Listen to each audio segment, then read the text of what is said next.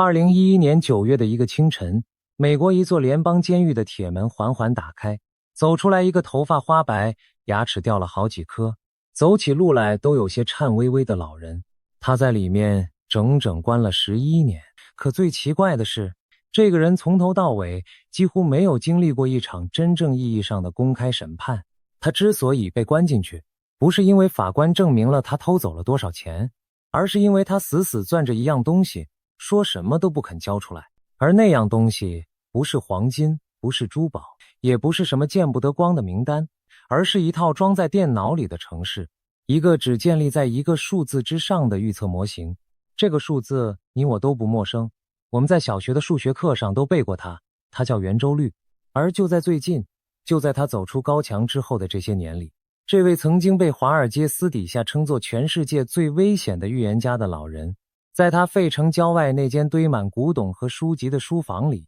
对着自己那台重新建立起来的机器，圈出了一个非常具体的坐标。那个坐标只有短短几个字符 2027.33， 而就在这个冰冷数字的旁边，他郑重地写下了一个地名。那个地名不是华盛顿，不是莫斯科，也不是台北或者北京这样宽泛的称呼，而是我们每一个人的家，台湾。他到底是谁？他为什么要坐整整11年的牢？他那台只认一个数字的机器，又为什么会在这个星球上千千万万个地名里，偏偏就挑中了我们脚下这座小小的海岛？而那个听起来精确的有些吓人的坐标 2027.33， 换算成我们的日历，究竟是哪一天，又意味着什么样的命运？今天我们就沉下心来，好好聊一聊这位入狱11年的预言家，聊一聊他亲口点名的属于台湾的这一道大线。要理解这个人，我们得先把时钟往回拨。这位老人的名字叫马丁·阿姆斯特朗。1949年，他出生在美国新泽西州一个再普通不过的家庭。他13岁那年就跑到一家专卖古钱币和邮票的小店里打工。别的孩子还在玩泥巴的年纪，他已经整天泡在那些泛黄的古董和沉甸甸的金币堆里，用手指一遍又一遍摩挲着历史留下的痕迹。到了15岁，靠着倒卖一批稀有的加拿大硬币，这个少年一度赚到了人生的第一桶金，成了一个小小的百万富翁。有意思的是，这样一个对数字和市场有着近乎天生嗅觉的人，这辈子却连一张像样的大学文凭都没有。他去读过一所技术学院，也曾经溜进普林斯顿大学的课堂旁听过几门课，但到最后，他哪一个学位都没有拿到。他所有的本事几乎全是靠着自己一个人，在真实市场的血雨腥风里摸爬滚打，一点一点硬生生磨出来的。而这或许也埋下了他日后悲剧的种子，因为一个没有名校光环，却又比所有名校教授都更懂市场的人，注定会让某些高高在上的人感到极度不舒服。真正点燃他一生执念的，是1966年的那一场股市崩盘。那一年，年轻的阿姆斯特朗亲眼看着市场如何在短短几天之内，把无数家庭辛苦积攒的财富撕得粉碎。他忽然意识到一件让他终生难忘的事：课本里教的那些漂亮理论，跟真实市场里血淋淋发生的事，根本就是两码事。他开始追问一个问题：市场的涨和跌，难道真的只是随机的骰子吗？还是说，在这片看似混乱癫狂的海洋底下，其实藏着某种我们肉眼看不见，却始终如一的节奏？为了找到这个节奏，他做了一件在今天看来近乎疯狂的事。他一次又一次飞到伦敦，一头扎进大英博物馆的旧报纸图书馆里，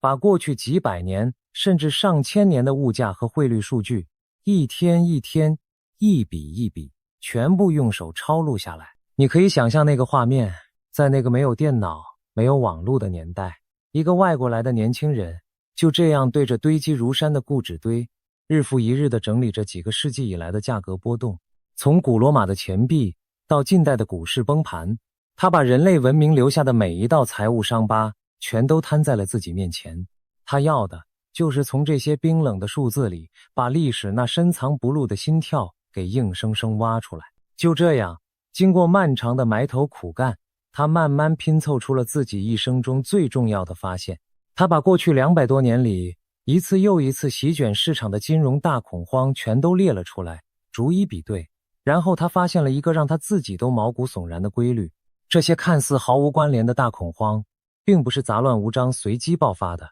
它们彼此之间竟然隔着一段惊人稳定的时间，大约每隔 8.6 年，人类就会迎来这么一次信心的崩塌。8.6年，这个数字乍看之下平平无奇，可当他把它换算成天数的时候，真正诡异的地方出现了。8.6年差不多正好是3141天，而3141这个数字不多不少，恰恰就是圆周率乘以1000。圆周率，那个从古希腊一直困扰人类到今天，那个代表着元宇周期永远也除不尽的神秘常数，竟然就这样悄悄地藏在了人类经济起伏的呼吸节奏里。他把这一整套发现命名为经济信心模型，而世人后来则给它起了一个更响亮也更神秘的名字——圆周率循环。圆周率这个数字为什么会让人如此着迷，又如此不安？因为它是一个无理数，小数点后面的数字无穷无尽，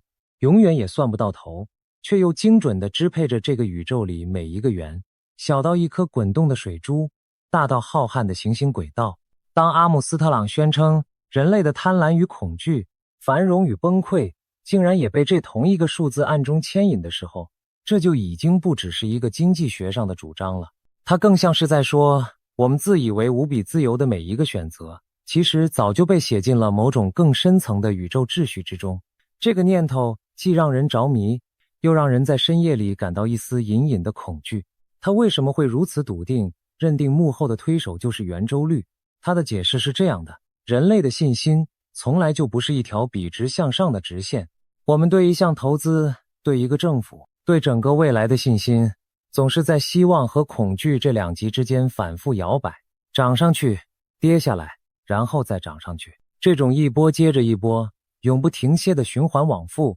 本质上就是一种圆周运动，而支配着圆的那个根本常数，正是圆周率。更精妙的是，他发现这个 8.6 年的小循环并不是孤立存在的，6个 8.6 年会层层叠加，凑成一个 51.6 年的大浪，而6个这样的大浪又会进一步叠成一个长达 309.6 年的超级周期，就像一个巨大的齿轮带着中等的齿轮，中等的齿轮里又套着更小的齿轮，这些齿轮之间还有着 2.15 年这样更精细的刻度。在他眼里，整个人类文明的兴衰起落、繁荣与战乱，就是这样一台环环相扣、精密到令人不寒而栗的巨型时钟。在这台时钟的滴答声里，他还读懂了另一个关于人性的深刻秘密。他发现牛市和熊市走的根本就不是同一种步调。牛市，也就是市场上涨的时候，总是走得缓慢而漫长，因为人们对一项投资建立起足够的信心，是需要时间慢慢酝酿的。可熊市，也就是市场崩跌的时候，却往往来得又急又猛，因为恐慌一旦被点燃，就会像野火一样瞬间蔓延，把一切在顷刻之间烧成灰烬。而在这一切的背后，还有一个他称之为传染的概念，一种趋势，一种情绪，一旦累积到了某个临界点，就会在极短的时间里横扫整个世界。他举过一个让人拍案叫绝的例子，早在公元前500多年，古罗马人推翻了他们的国王，建立起第一个共和国，而这种崭新的民主观念竟然在短短1年之内就传到了遥远的雅典。而几乎一模一样的剧情在1989年又一次上演，那一年席卷全球的信心崩塌，同样是在短短数月之间，就从一个地方迅速传染到了另一个地方。在他那台机器的眼里，这些相隔了2000多年的事件，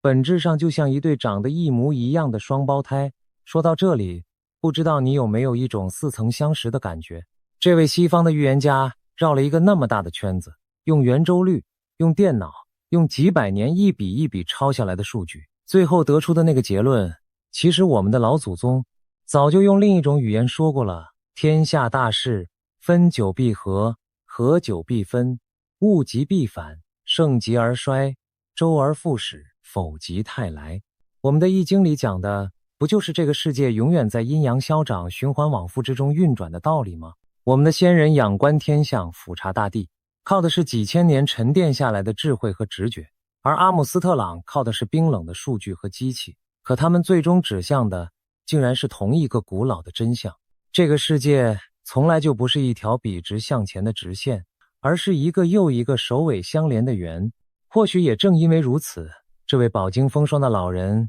才会反复地说，在所有的文明里，最懂得周期，也最能沉住气去静静等待的，就是中国人。为了让这台想象中的时钟真正在现实里跑起来，他打造了一套在当时堪称怪物级别的电脑系统。这套系统最终发展到能够同时处理超过3万个独立的变数，横跨全球所有主要市场的资本流动，把几千年的人类历史数据全部喂了进去。他给这个电脑大脑取了一个充满哲学意味的名字——苏格拉底。从此，他不再是孤身一人在跟捉摸不定的市场搏斗，在他的背后站着一台吞噬了整部人类历史的机器，一台能把冰冷的过去翻译成即将到来的未来的机器。如果这一整套理论只是纸上谈兵的空想，那它顶多算是个有趣的数字游戏，不值得我们今天花这么多时间来聊。可真正让全世界的银行家对它又敬又怕的，是这台机器接下来做出的那一连串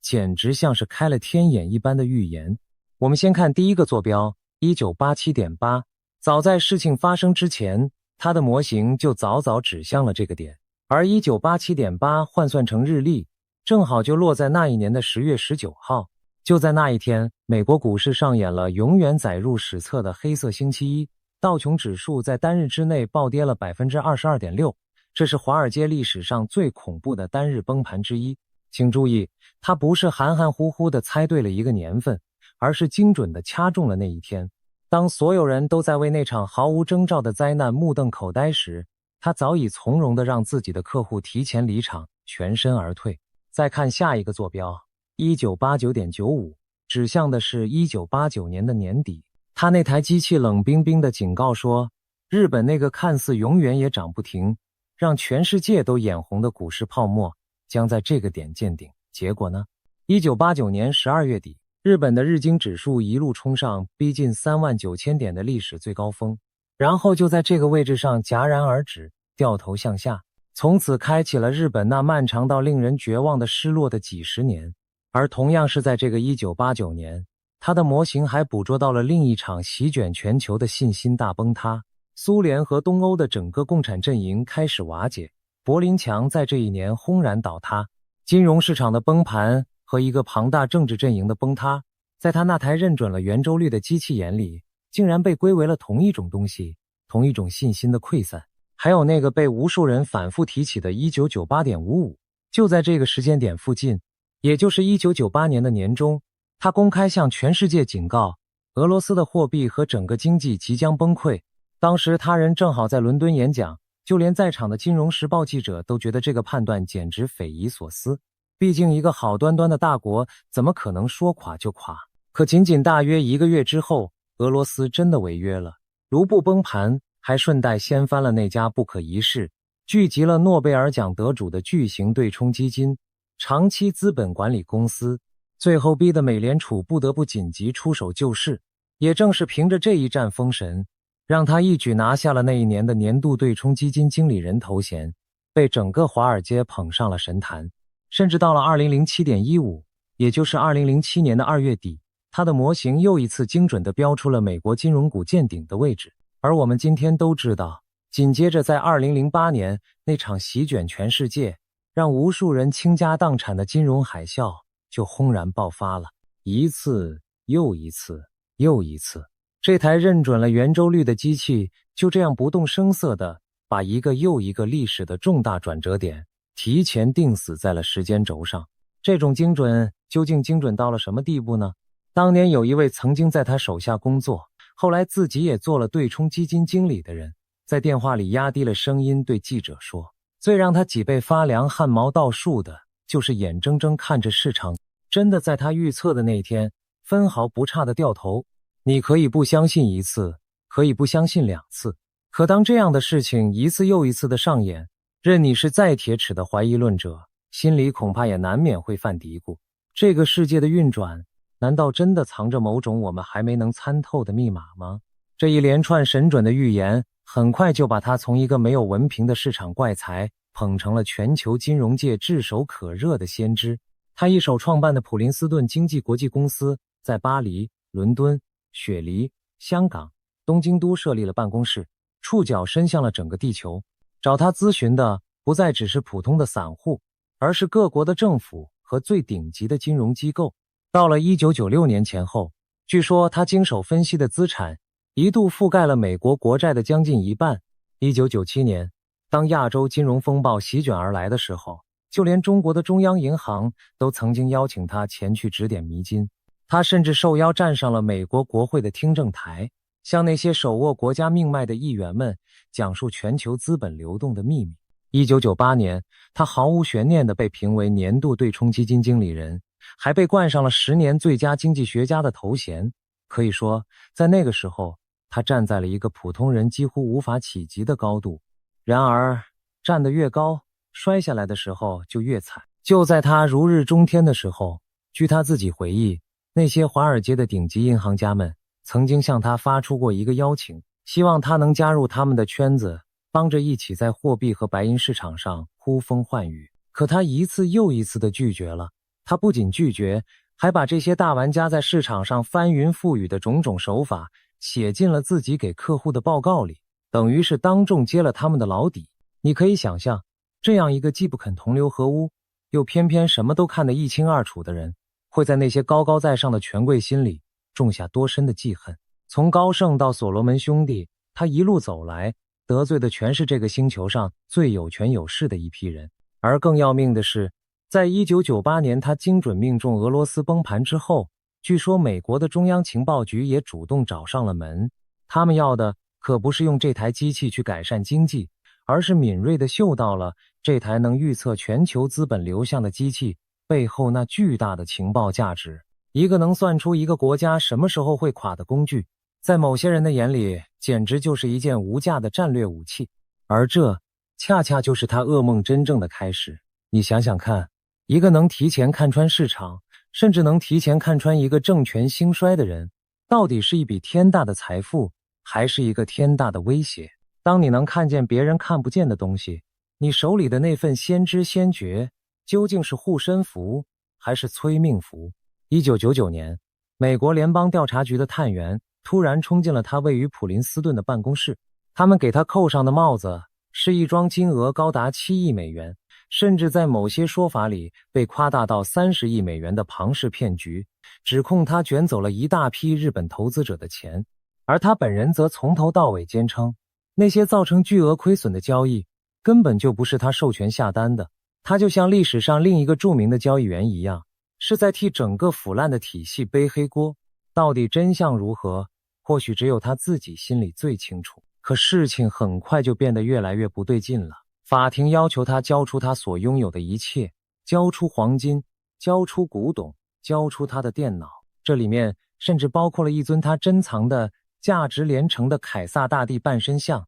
以及上百根金条和几百枚金币。单单那批被指控藏匿起来的财宝就包含了102根金条和699枚金币。但在所有这些之中，最核心也是他们最想要、最志在必得的，是那套预测模型的原始程式码。据他身边亲近的人回忆，接管他公司的那一方几乎是明着跟他摊牌的，我不在乎你到底有多少钱，我们要的就是那套源代码。听到这里，你有没有觉得哪里怪怪的？如果这真的只是一起普普通通的金融诈骗案，他们把钱追回来不就好了吗？为什么要死死盯着一套电脑程式不放？答案或许就藏在那些找上门的人里。据流传出来的种种说法，从华尔街的顶级投行，到美国的中央情报局和联邦调查局，再到大洋彼岸的某个东方大国，都曾经对这台能够预测全球资本流向的机器垂涎3尺。他手下一位负责网络安全的程式设计师甚至公开声称，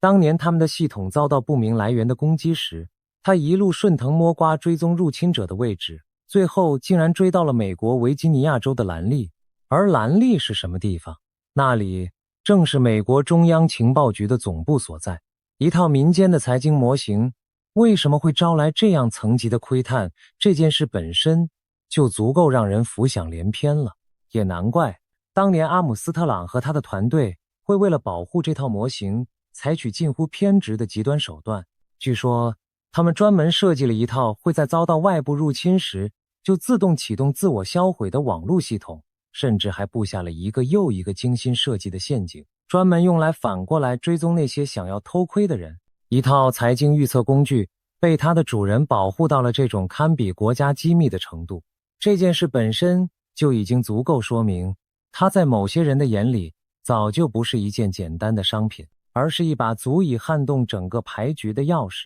于是，一场美国司法史上都极为罕见的拉锯战就此拉开序幕。因为坚决拒绝交出这一切，他被以藐视法庭的罪名关押了起来，而且这一关就是漫长的7年。在这7年里，他始终没有经过任何正式的定罪审判。7年，这是美国历史上因为藐视法庭而被关押的时间最长的案例之一。一个没有被定罪的人就这样被关了7年，只因为他不肯交出脑子里和电脑里的东西。他的女儿后来说，他父亲之所以在牢里待了那么久，一个很重要的原因就是他始终不肯低头，不肯交出那套模型的原始程式码，而他自己只留下了一句意味深长也让人脊背发凉的话：我知道的太多了。直到2006年，在冰冷的牢房里熬过了无数个日夜之后，他最终还是认下了一项共谋的罪名，接着又服了几年的刑期。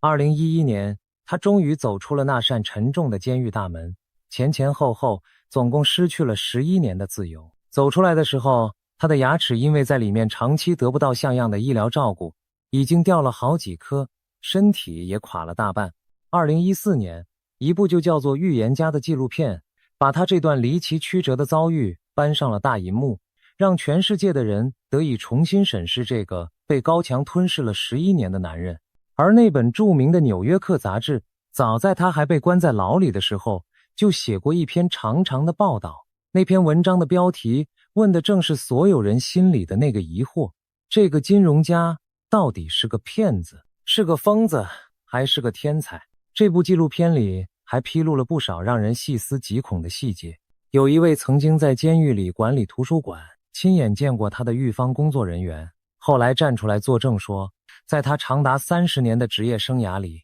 从来没有见过任何一个案子的程序被操纵和扭曲到这种地步。而据说，就在这位工作人员准备在纪录片里开口说话的前一周，联邦调查局的人竟然找上了他的家门，试图恐吓他，让他把嘴牢牢闭上。至于阿姆斯特朗最后签下的那份认罪，在很多同情他的人看来，也并非出于心甘情愿，而是在漫长的牢狱折磨之下，一种近乎被逼无奈的妥协。一个人为了守住自己脑子里的那样东西，究竟要有多倔强，才能硬生生扛住这样的11年？但最让那些想让他从此彻底消失的人失望的是，这台机器并没有随着他的主人一起被埋葬在高墙之内。就在走出监狱之后，他几乎是迫不及待地立刻重建了自己的模型，重新启动了那个叫苏格拉底的电脑大脑，然后在自己的部落格上一篇接着一篇继续向这个世界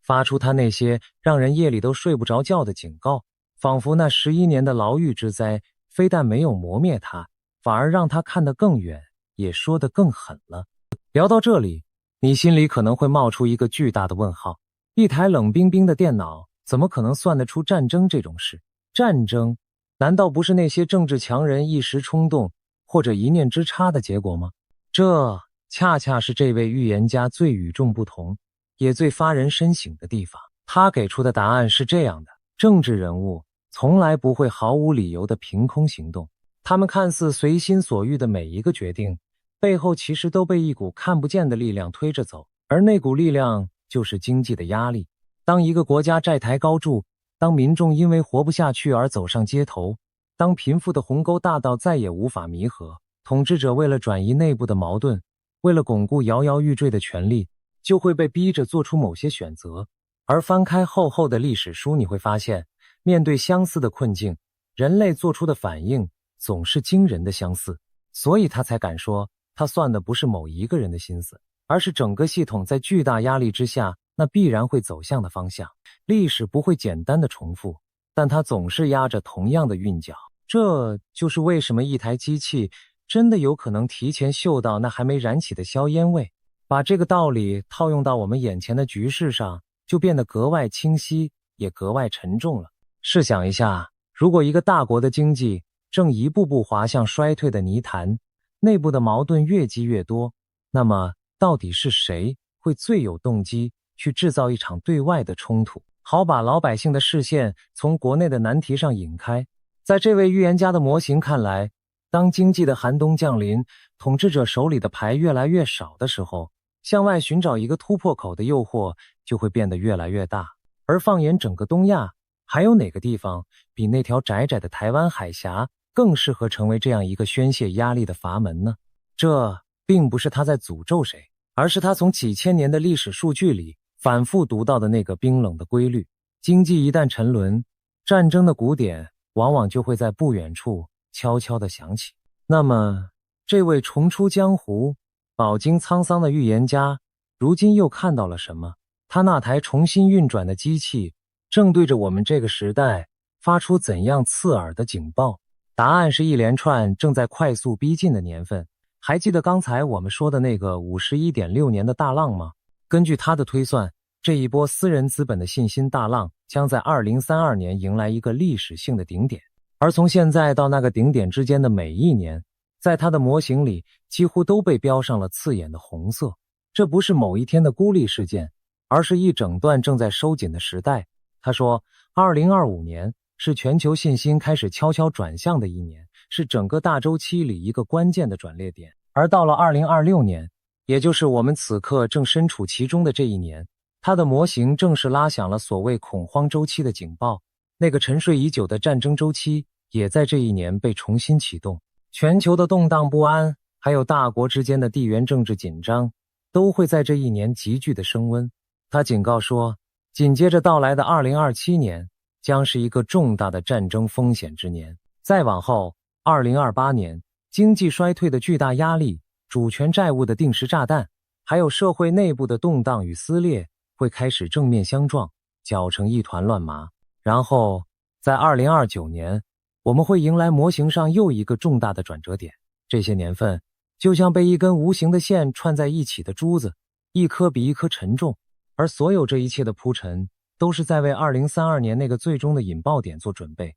他把那个时刻称为主权债务的大爆炸。他的意思是，我们今天赖以生存的这一整套政治和金融的操作系统，那个我们天真地以为会永远平稳运转下去的体系，将在那个时候不是轻微的晃一晃就过去，而是从根基上彻底的崩解。他甚至大胆断言，一些我们今天习以为常的共和国会就此走向垮台。因为在他那个 309.6 年的超级周期里，政府的兴盛与衰亡，帝国的建立与崩塌本身就是有节奏、有规律的。从古罗马的王政被推翻，第一个共和国就此诞生，到后来欧洲一个又一个王朝和帝国的相继崩塌，在他眼里，这些看似风马牛不相及的历史事件，其实都是同一台巨型时钟在敲响同一个宿命的终点。而历史还告诉他另一个残酷的规律，当这样的经济危机真正降临，当政府再也无法兑现当初许下的养老金和种种承诺时，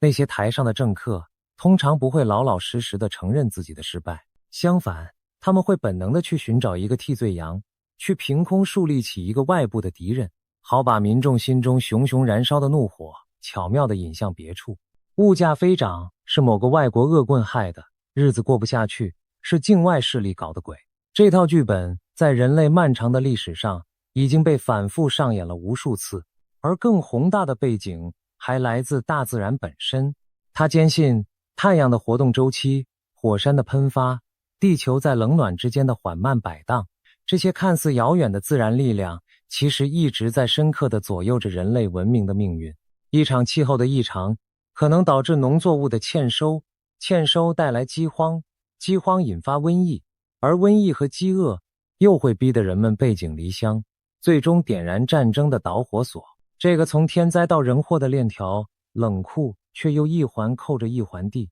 精准的可怕。那么，当这场所谓的主权债务大爆炸真的降临时，落在我们这些普通人身上的又会是什么样的光景呢？其实答案可能比我们想象的要具体得多。也残酷得多。它或许就是你走进超市，发现一篮子最基本的食物，价格在短短几年之内就悄悄地翻了1倍。它或许就是你所居住的社区，一整片一整片地被大财团买下，然后变成了只租不卖的房子。它或许就是你辛辛苦苦缴了大半辈子的退休金，到头来却眼睁睁看着它飞快的缩水，甚至变得一文不值。这位预言家反复强调，当人们对这一整套体系的信心在某一个临界的瞬间彻底崩塌，当大家都不再愿意为昨天欠下的烂账继续买单的时候，那座看似固若金汤的大厦就会从那一刻起轰然坍塌。而我们把目光转向今天，会发现他描绘的这幅图景并不完全是空穴来风。就在此时此刻，遥远的欧洲已经开始显露出裂痕。法国这个欧盟数一数二的经济体，据说已经不得不转向国际货币基金组织寻求贷款。这是一个相当危险的信号，说明市场上那些传统的买家已经不太愿意接手他的债务了。德国的经济也在萎缩，这些都是他口中那场大崩塌真正到来之前最早浮现出来的那几道细小却致命的裂缝。更耐人寻味的是，他还说了一句，在2032年这场天翻地覆的大洗牌之后，世界金融的中心将会悄然转移到中国。他认为中国人骨子里最懂周期，毕竟在他们的传统文化里，物极必反，盛极而衰的道理早已刻进了血脉，他们有足够的耐心去静静等待这一天的到来。他一再强调，他说的这些绝不是什么装神弄鬼的江湖预言，而是一种模式，一种在漫长的人类历史上反复上演，只是我们一次又一次选择性遗忘的模式罢了。好了，铺垫到这里，我们终于要走到今天这期节目最核心，也最让我们每一个生活在这座岛上的人揪心的地方了。在他这一连串宏大到近乎冷酷的预言里，为什么偏偏是台湾被单独拎了出来，被定上了一个那么精确到让人心慌的坐标 2027.33。 要理解这一点，我们得先搞清楚一件根本的事，在这位预言家乃至在整个世界的眼里，今天的台湾最值钱的东西到底是什么？答案是晶片。此时此刻的台湾是全世界最重要的晶片制造中心，这一点全球没有第二个地方可以取代。而在这个人工智慧狂飙突进的年代，晶片就是新时代的石油，是所有科技力量和军事力量共同的命根子。他一针见血地指出，这才是各方势力都对台湾虎视眈眈的真正原因。这早已不只是一场单纯的主权之争，更是一场围绕着人类未来科技命脉的殊死争夺。谁掌握了台湾的晶片，谁就等于掐住了未来世界的咽喉。而正因为这块土地实在太过重要，它也就成了整个地球上最紧绷、最危险的那一根弦。我们不妨看看，就在2026年，围绕着我们这座小岛正在发生着哪些事。在美国那边，川普正在极力的施压，要求所有在台湾生产晶片的厂商赶快把工厂搬迁到美国本土去。他甚至放出话来，要让美国在自己的任期结束之前一举拿下全球接近1半的晶片生意。与此同时，川普和习近平之间的高层会谈也在紧锣密鼓地进行。而据流传出来的种种说法，习近平在会谈之中对川普发出了一个相当直白也相当沉重的警告：我们正在走向战争。而在另一边，当法国的马克宏访问中国的时候，据说也向习近平明确表了态，在台湾的问题上，法国不会插手。一个又一个的信号都在指向同一个令人不安的方向。再看军事上的动作，就更让人心头一紧了。此时此刻的台湾正在把海马斯这样的远程火箭系统部署到澎湖和东引这样的最前沿位置。这意味着什么？意味着台湾的姿态正在从过去单纯的被动防御，悄悄地转向了一种带有攻击性的主动下阻。有分析甚至认为，台湾正在学习一种去中心化的作战思路。也就是说，一旦与最高指挥中枢的通讯被切断，前线的每一支部队都能在没有命令的情况下自主行动。继续作战下去，整个海峡两岸的弦正被一根接着一根地越拉越紧。而这位预言家还特别提醒我们，就在这段时间，美国的注意力很大一部分被牵制在了中东的伊朗方向。而历史一次又一次地告诉我们，当一个大国的手被别的地方死死缠住的时候，往往就是另一个火药桶最危险的时刻。事实上，他对这场风暴的观察早已细致到了月份。他判断2026年的5月会是一个方向上的重要转变节点，而真正的恐慌周期则会在这一年的7月前后开始逐渐显现，然后一路延烧到8月。也就是说，在他的整套推演里，我们此刻正在亲身经历的这一切，恰恰就是那场更大的风暴真正来临之前，天边最早聚拢起来的那几片乌云。海面看上去似乎还算平静，可真正懂得看天象的老水手都心里明白，空气里那股潮湿闷热的气味早已在无声地宣告着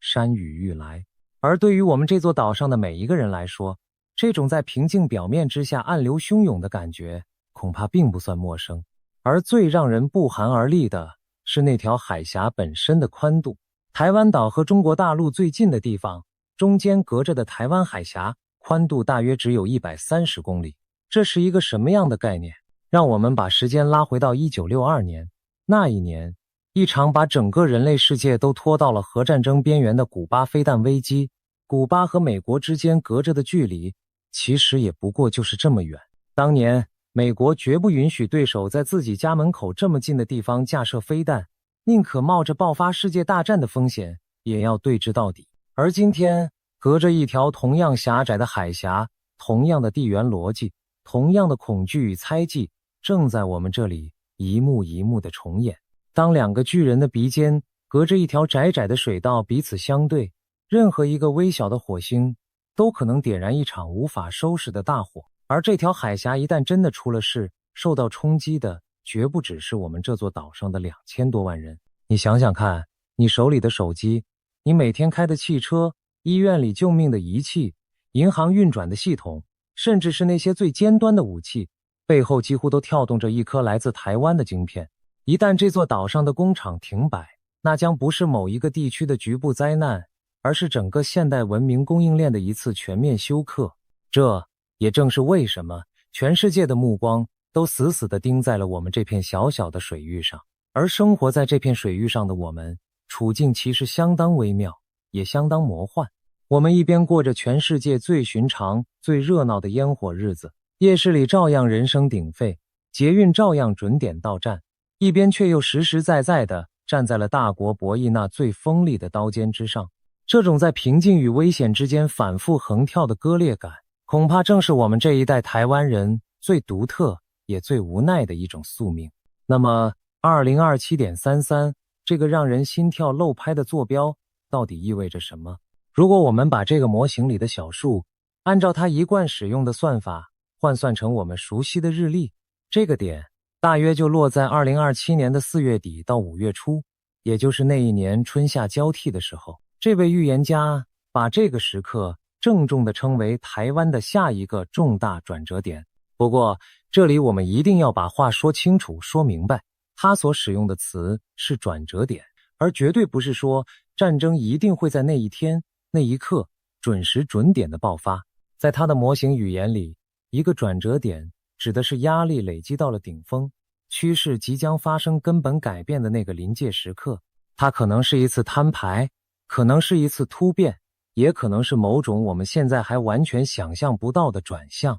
它是一个危险的关口，而不是一张已经盖好章的死亡通知书。而巧合的是，2027年这个年份本身早就充满了不祥的分量。因为在国际上，多年来一直流传着一种广为人知的说法，认为中国大陆的军队正被要求在2027年之前具备用武力拿下台湾的能力。你看，一边是外界普遍谈论的军事准备时间表，一边是这台认准了圆周率的机器独立运算出来的转折坐标，这两者竟然不偏不倚地叠在了同一个年份之上。这或许就是这道所谓大线最让人感到脊背发凉，也最不敢轻易忽视的地方。当两条原本毫不相干的路最后指向了同一个路口，我们还敢拍着胸脯说那只是一个巧合吗？聊到这里，我相信已经有不少朋友开始感到心头发紧，甚至有些坐立难安了。所以接下来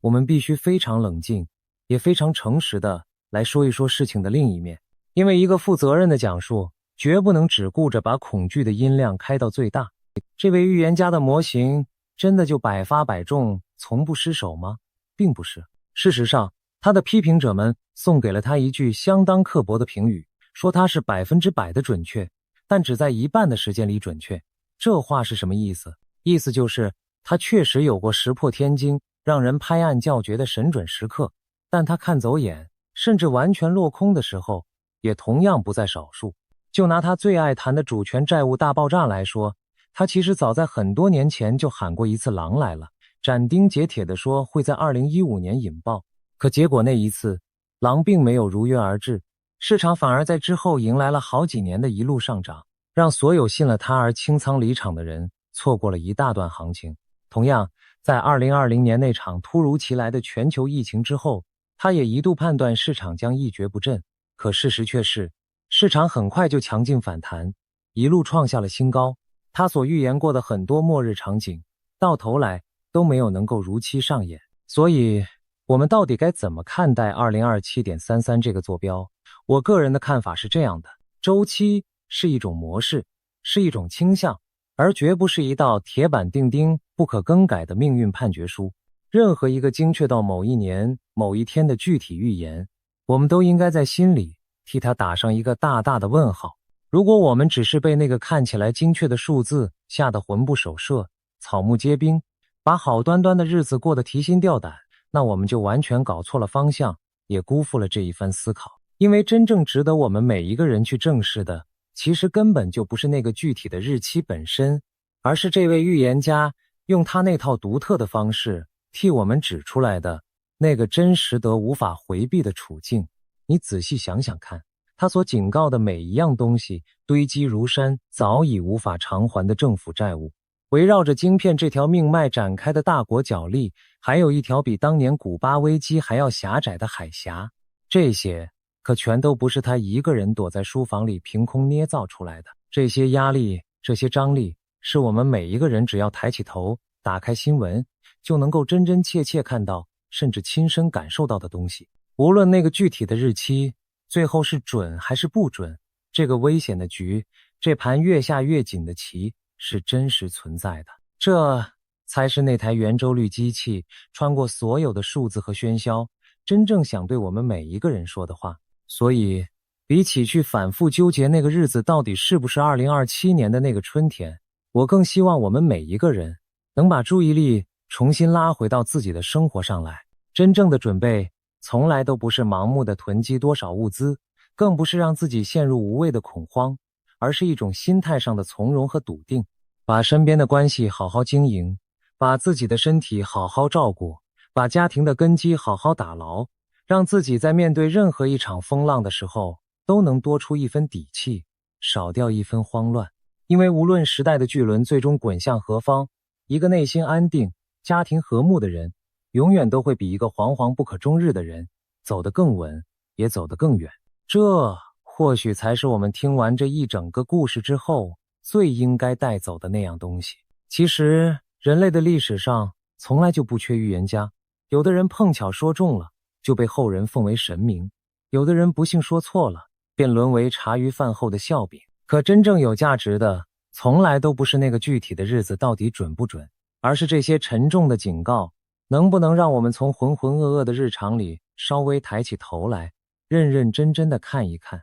我们自己到底正站在一个怎样的十字路口上。一个懂得未雨绸缪的民族，和一个总是要等到大难临头才手忙脚乱的民族，面对同样的惊涛骇浪，最终的命运会截然不同。让我们最后再一次回到那个开头的画面，一个在牢里整整待了11年，牙齿掉光，身体垮掉的老人，走出监狱之后做的第一件事，竟然不是安享晚年、含饴弄孙，而是重新打开他那台被无数人视为威胁的机器，继续对着这个并不欢迎他的世界一遍又一遍地说出那些没有人爱听的真话。他到底是个骗子，是个疯子，还是个天才？也许直到今天，我们依然没有办法给出一个所有人都信服的标准答案，但他这一生本身或许就是一则沉甸甸的预言。它在提醒我们，这个世界往往很难温柔地善待那些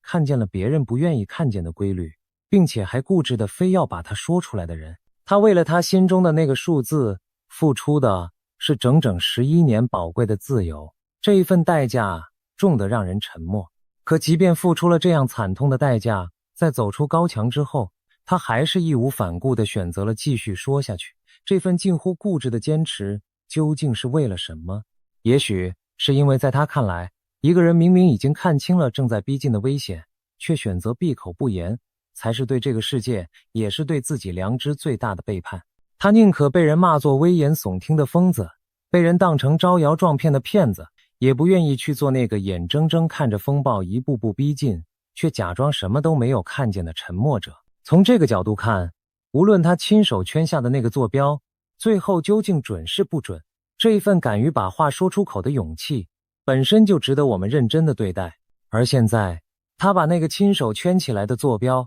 那个旁边写着台湾2个字的警告，稳稳地摆在了我们每一个人的面前。2027.33这一道大线，它究竟会不会应验？没有任何人可以打包票，包括他自己。作为一个普普通通就实实在在生活在这座岛上的人，我想我们既没有必要为了一个并不确定的遥远数字而夜夜难眠，把每一天都过成末日前的倒数，却也绝不应该当一只把头深深埋进沙子里的鸵鸟，假装这条海峡永远风平浪静，假装什么都不曾发生。真正的智慧或许就藏在这两者之间那条窄窄的路上，看清楚自己脚下真实的处境，时时保持一份难得的清醒。该珍惜的就好好珍惜眼前的人和眼前的日子，该心里有数的就默默做好准备，然后依然踏踏实实、认认真真的过好眼前的每一个平凡日子。因为说到底，所有的预言讲的都只是趋势的大方向，而真正一步一步走完这条路，决定这座岛最终走向何方的，永远是我们自己。台湾的命运，说到底，从来就不只是写在某一个人的机器里，也不是刻在某一个冰冷的坐标上，而是稳稳地握在我们每一个人自己的手里。